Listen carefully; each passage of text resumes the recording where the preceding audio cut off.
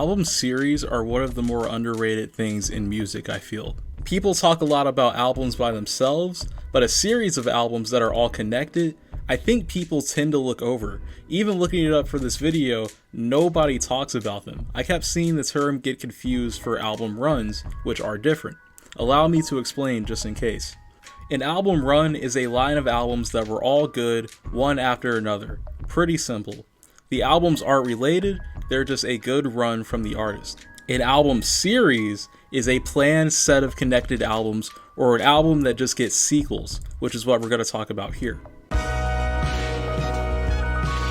Who else better to start off with than Kanye and one of the best known trilogies in rap, the College Trilogy. Consisting of the College Dropout, Late Registration, and Graduation, this was originally planned to be a full saga with a fourth album, Good Ass Job. Due to real life events, this didn't happen, instead giving us 808s and Heartbreak, and never going back to finish the series. College Dropout, as the title suggests, is about Kanye choosing to leave college and pursue his dreams of being a rapper, mirroring what he did in real life. Late Registration is pretty straightforward. As the title suggests, this album is about Kanye's character going back to school. There's not really a storyline with these albums, so there isn't much to unpack. But in Late Registration, Kanye continues down the conscious rap kinda road he was on in Dropout. In the story of the album, he joins a fraternity, the notorious Broke Five Broke. Broke, five broke. We ain't got it. Classic. And his second stint at school evidently went well, as next we get Graduation, the album where Kanye finishes school, climbs the ladder of fame, and comes back to reminisce in his home city of Chicago. Great albums, great trilogy all around. It is a bit sad though that Good Ass Job didn't happen. He actually was working on it after 808s. But then more real life events happened, and we got Dark Twisted Fantasy instead. At the same time though, I think Graduation as the conclusion to this series is better than that album would have been. Also, while we're here, you could also technically say albums like Dark Fantasy, Watch the Throne, and Cruel Summer are a series. Once again, I would deem that as a run since they are explicitly tied or in a unique universe, but they are pretty well related, and you can claim the same for Ye, Kids See Ghosts, Jesus is King, and the 2020 version of Donda. And then the sequel albums, most of them didn't come out, but about half of Kanye's discography was at one point a sequel album, like Yeezus 2 or Jesus is King 2, the notorious Donda 2, and everyone's favorite, the Vulture series. One so forgettable, I almost didn't write anything about it. All in all, I quite like this series. It may be a bit light on real lore and depth, but it's also the College Trilogy. Like, do I really want 3 albums of Kanye rapping about classes? Not really, no. So it straying and focusing more on Kanye the rapper and his rise to the top is for the best. And it also gives these albums a lot more power to listen back to, as at that point, Kanye had still not even scraped the peaks of his career. So to hear him at the point of where he was still an underdog, it's super motivating.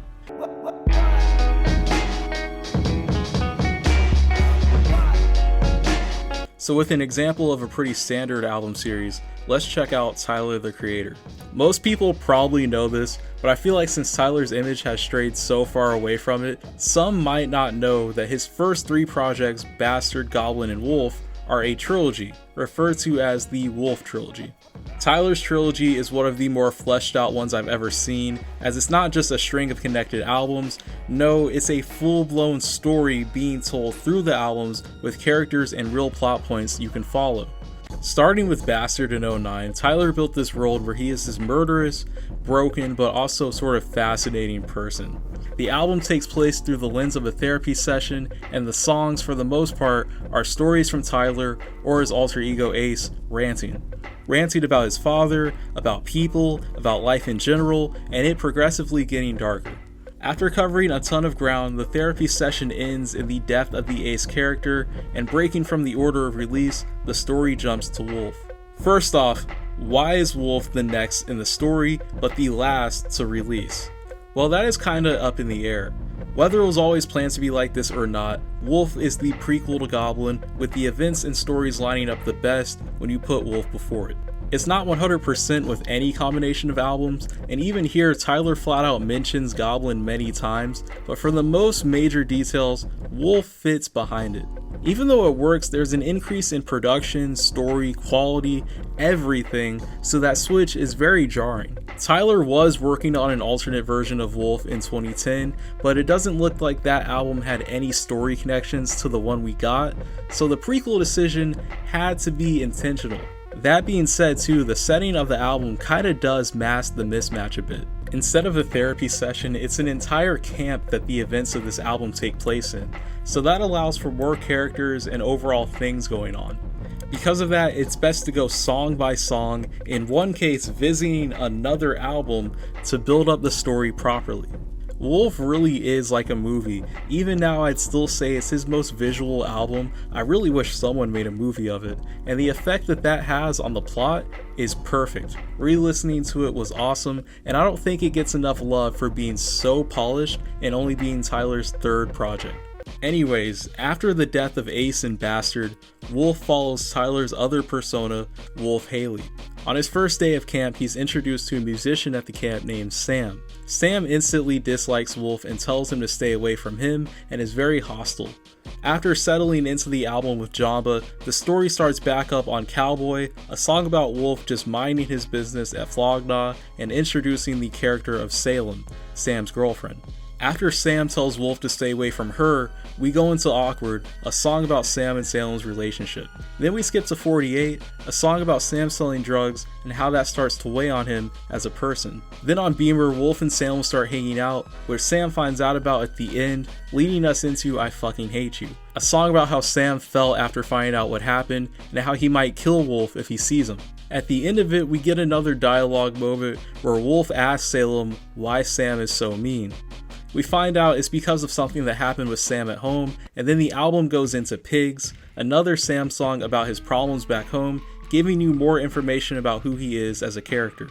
Next is Parking Lot, where Wolf is chilling with Loiter Squad. It's at the end of this song where Wolf gets told Sam is looking for him and wants to kill him. On Rusty, Sam follows through on looking for Wolf and kills Earl Sweatshirt in the middle of his verse, an insane step and one that explodes the course of the album. The next track is Trash Wing, where all the Odd Future members ride out with Wolf and fight Sam and his friends. Gotta pause here, the events of these two tracks are big reasons why Goblin is placed after this album. Earl dying in Rusty explains away the real reason why Earl wasn't on Goblin, and half of Odd Future dying in Trash Wing explains why they aren't on Goblin. Pretty convenient plotline. Also, Frank Ocean seemed to be the only one to get the hell out of Camp Flognaw, because he skirts way past the drama and shows back up on Goblin. At the very end of Trash Wing, when the gunshots stop, you can hear Salem ask what was that, and she finds Wolf and plays him their new song, Tree Home 95. This is where the plot thickens even more, because at the same time as Tree Home 95 is going on, Tyler himself on the Odd Future tape Volume 2 kills Sam on Sam is Dead. After Tree Home 95, Wolf goes back to camp on Tamale and gets sent to the office after being caught by Clancy. With the final track Lone, we return to the therapy session format and Wolf explains how he's feeling in the fallout of what happened and the death of his grandmother. At the end, he's asked about Samuel looking for him and tells the therapist that if he sees Sam, he'll kill him, a line that leads us directly into Goblin, which starts on this same therapy session. Now with the persona switching to Tyler himself and his feelings on Fame. That's another little plot hole, the fact that the three albums are different alter egos of Tyler's, but the transition to one of them is switching characters mid-conversation.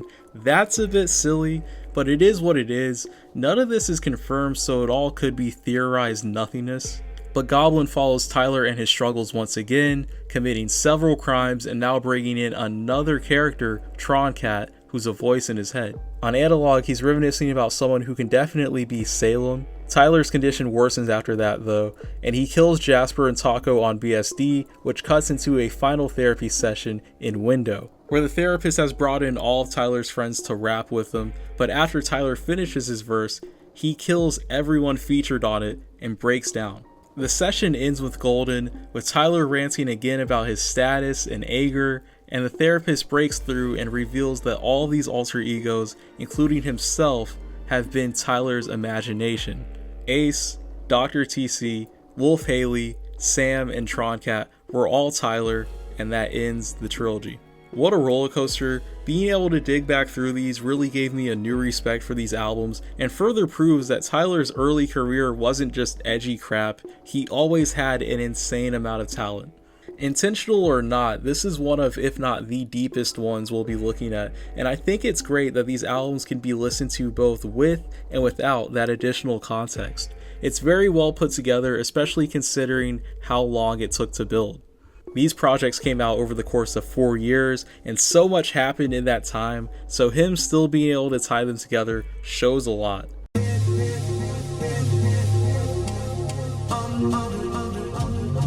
Another good trilogy, that would be the A$AP Rocky trilogy. I'm sure there's some name for it, but here I'm just going to be calling it the A$AP series. No storylines or anything, just good ass music. We start out with Live Love A$AP in 2011, goated mixtape. If you never got into cloud rap or missed it or something like that, this is probably the best project to experience it through. To borrow a term from the pop community, Live Love A$AP is like the cloud rap Bible. I felt old saying that. But yeah, this tape was what got Rocky into the mainstream. Peso was a really big song from it, and 2 years later, we get the debut album, Long Live A$AP, which is also very good. Unfortunately though, ranking wise, it is the least good in my eyes. That might be controversial, but this is for understandable reasons Rocky's most basic sounding album. We keep a lot of the sound from Live Love, but there isn't like a super distinct sound from this album. It's kind of just like a 2013 rap album with songs that would have been popular in 2013. Not that anything's wrong with that, it just aged kinda poorly. But still, a lot of my favorite songs from Rocky are on here. And then the final album in the lineup, At Long Last A$AP. Still to this day, his most experimental and unique sounding album. By this point in 2015, cloud rap for the most part was over, sadly, so none of that really carries over here, but that's alright because Rocky gave the entire album this psychedelic vibe which both sounds really cool and trippy, but also ages very well. It's his best album. I could really talk about the production of this all day, but not only does it have that psychedelicness to it, but it also has an old-timey, nostalgic vibe to it as well. There's a lot of like soul samples and stuff in there that are used to further boost the already spooky kind of atmosphere on this. A great conclusion to the trilogy. Next up we got Kid Cudi, one of the most appreciated trilogies in rap. Of course, the Man on the Moon series. It gets started in 2009 with Man on the Moon, The End of Day, one of the best albums of the late 2000s. I really wish I could have properly lived through this album and its impact, because there really was nothing like it then, and even now kinda. Like, the message of Man on the Moon and its legacy have lived on, but nobody has really made anything that sounds like it since. It's a really vibrant album, if that makes any sense. If you haven't listened to it, I of course highly suggest it and every album in this video, all bangers, and Man on the Moon is one where no matter how you as a person are feeling, whether you're happy or sad, you'll come out of that album feeling motivated and hungry. It's another great underdog story, and it continues in Man on the Moon 2 in 2010. This album is great. I feel like not enough people talk about what a good follow-up this is. I know I say that about every album, but I think I liked this one more than the first one. It's way more cohesive, I feel. Man on the Moon 2 is the legend of Mr. Rager, and like the first one, we get to see life through his perspective, but now a bit darker, where Man on the Moon 1 was bright and kind of poppy while having dark lyrics. The sequel is more rock-like, with those lyrics getting even darker. I feel like the tone this album carries is a lot more fitting of its subject. It is kind of sour, but because of that, you can immerse yourself in it a lot more. Mr. Rager's story can be likened to a redemption. Things aren't 100% by the end of the album, but nothing ever really is 100%. And you can see that just like the first album, this one is a story of personal growth. But from here, we kind of lost the hell out of the plot. Kid Cudi's next solo album would not be Man on the Moon 3, but instead Indie. While very underrated, it would kind of set Cudi into a sharp decline, as by 2015, it looked like Kid Cudi was thrashed. But just as these albums go, Cudi pulled himself back together, got back on track in 2016, and by 2020, he was ready to give us Man on the Moon 3. This was my first Cudi album, so I hold a lot of nostalgia for it, and I gotta say, this is a really good kind of comeback album. It fits right in, and even though you know back to back listening to them that skipping 10 years later from the second album is very obvious, it's not like bad or anything, it doesn't ruin it. Coming from the rock sound on Man on the Moon 2, 3 goes in a way softer direction. You can still hear the influence, but now it's more of a blend of that, the first album, and modern rap production. If I had to rate them, I would go 2, 1, and 3, but they're all very close.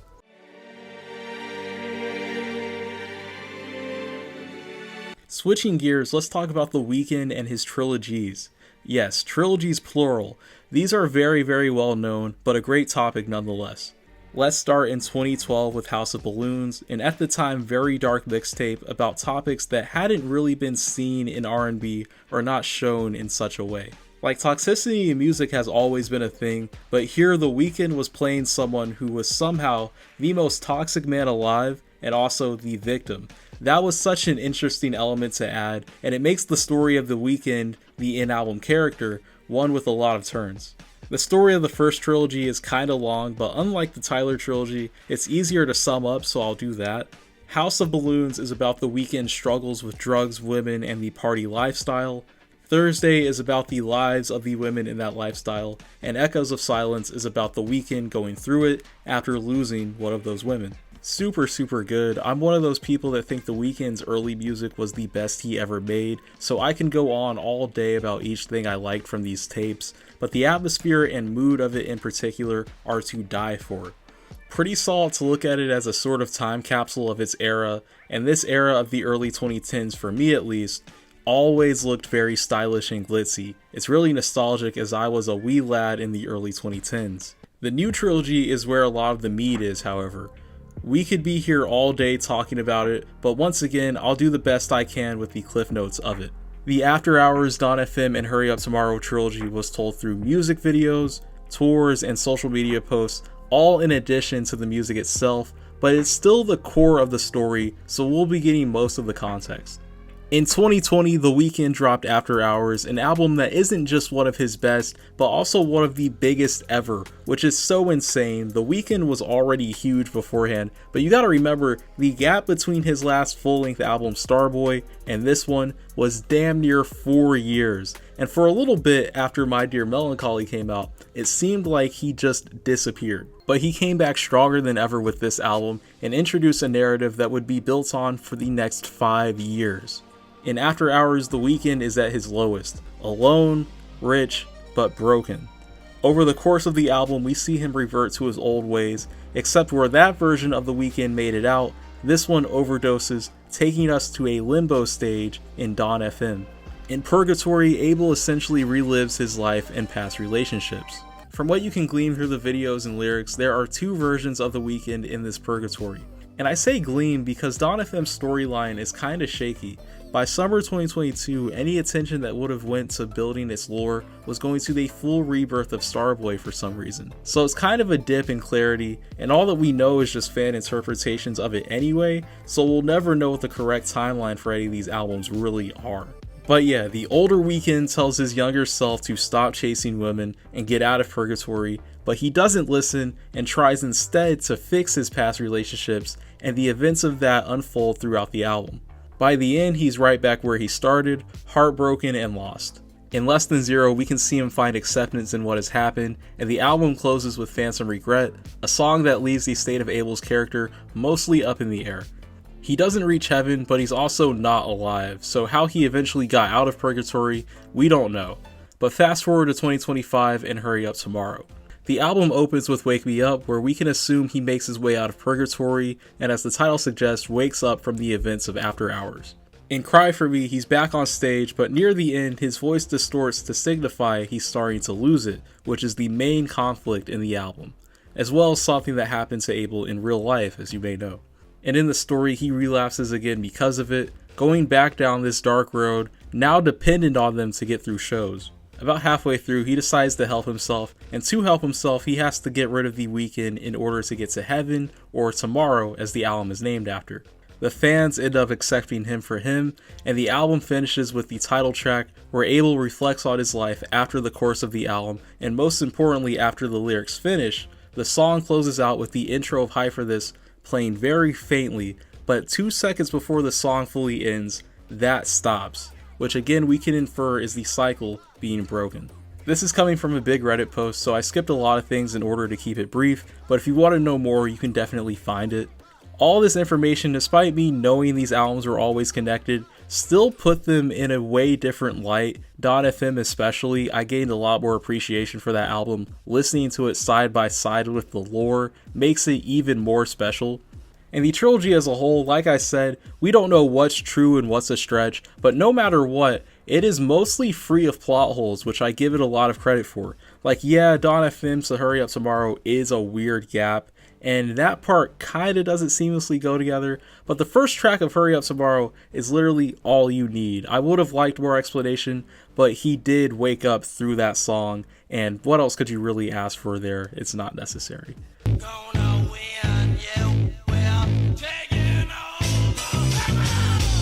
Alright, let's get into Jay-Z. Technically he has 2 series of albums. First one was the Volume series. I don't know if you should count this as a series per se, it's really more of just a naming scheme I guess. But his 2nd through 4th albums are volumes 1 through 3. But the main series here we're going to be talking about is the Blueprint, a trilogy of albums that time after time set Hov's legacy and status as the biggest rapper of his era.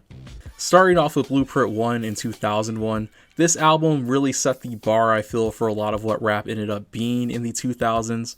Like, not to be overly lazy or anything, but the best thing I can say to describe it is that it is the blueprint. This inspired so many people, but it also launched a lot of people. This little known producer, Kanye West, Just Blaze, Timbaland, all these guys blew up from producing on this album, and the drama surrounding all of it. Jay lost his beefs ultimately, but this is a hell of a record to drop in response to it. And after the dust settled, he came back in 2002 with the sequel. Blueprint 2 is very weird. I don't know how to feel about it. For one, it's a double album, which, not to be negative, but that rarely works. Most double albums are bloated to death, and this is one of the best examples you can have because Blueprint 2 is damn near 2 hours long for no good reason.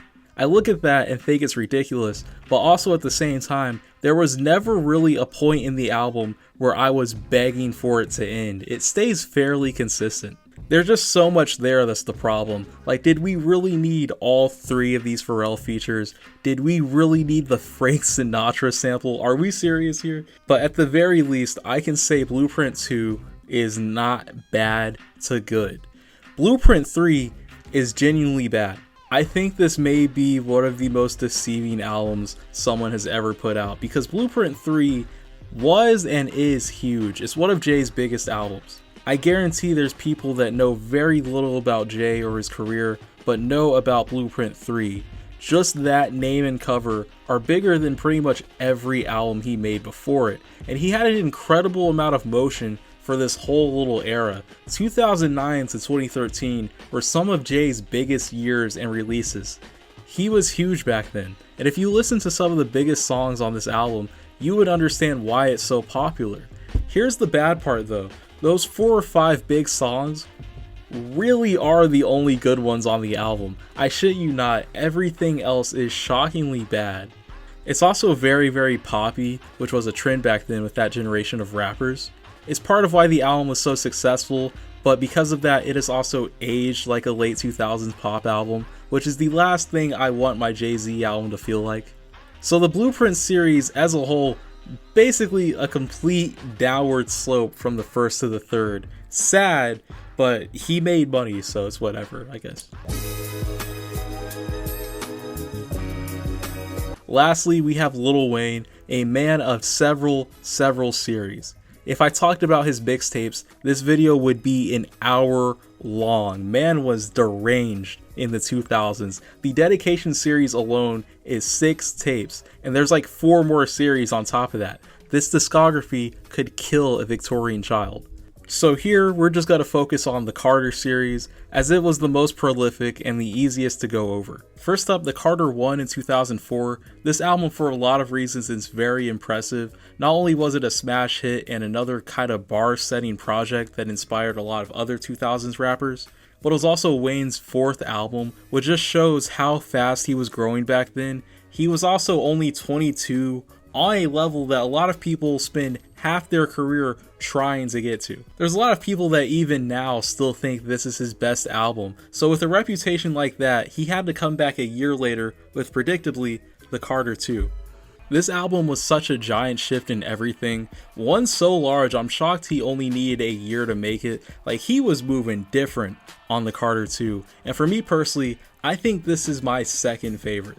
The production has aged so well, and rapping wise, there's so many songs where Wayne somehow, someway just controls the beat and does it effortlessly. I love it, but we all know what's coming next.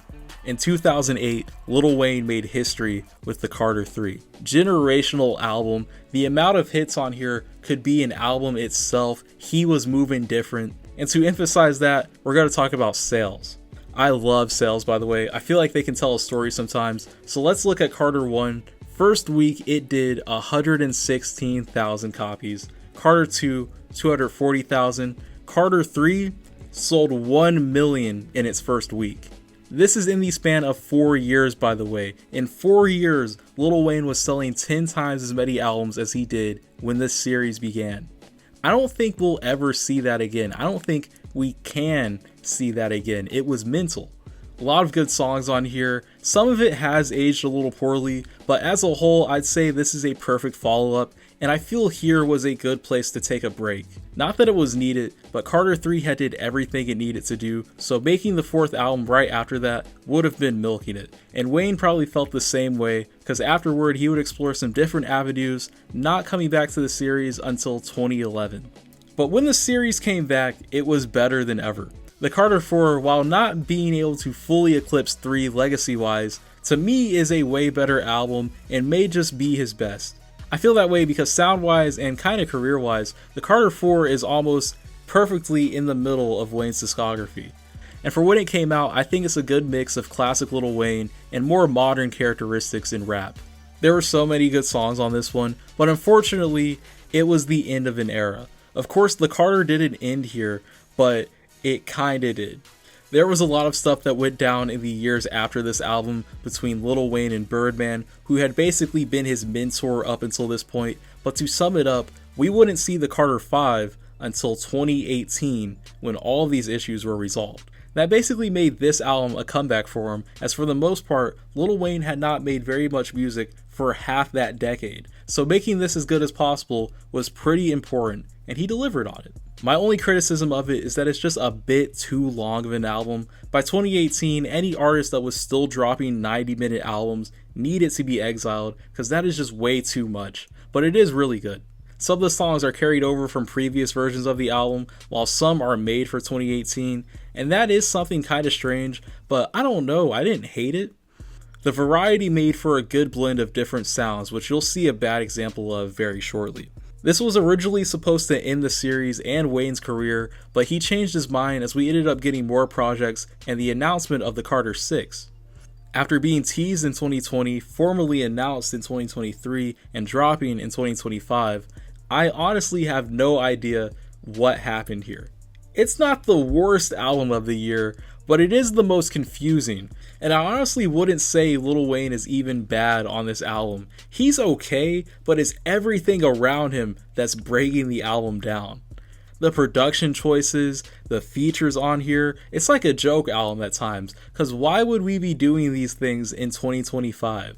Like, there's songs on here, one in particular, that I cannot comprehend being made in this decade. Probably because it wasn't, but if so, why was it released then?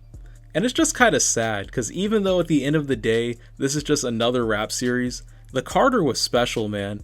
A 20-year legacy, and we get this.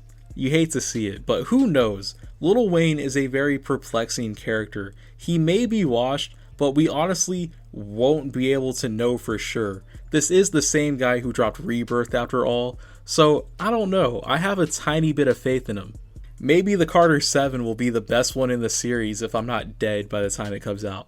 Alright guys, that wraps it up. I'm going to make this outro quick since this is already such a long video. First things first, if you're still here, you either fell asleep or you like this video, so feel free to subscribe, hit the like button, or do literally anything. You can follow my socials, they're linked below.